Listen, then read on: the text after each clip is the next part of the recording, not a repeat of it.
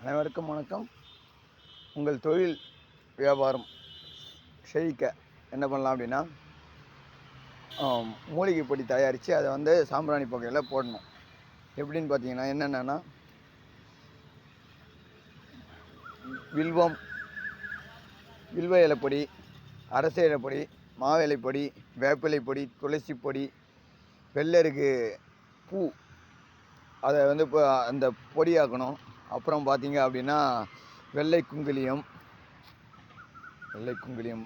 இது எல்லாத்தையும் பார்த்தீங்கன்னா போட்டு அரைச்சிட்டு, அப்புறமா அந்த தாமரைப்பூ, இது எல்லாத்தையும் போட்டு அரைச்சிட்டிங்க அப்படின்னா உங்களுக்கு என்ன வரும்னா, ஒரு பக்குவத்துக்கு வரும். அது கூட மருதாணி விதையும் சேர்த்துருங்க.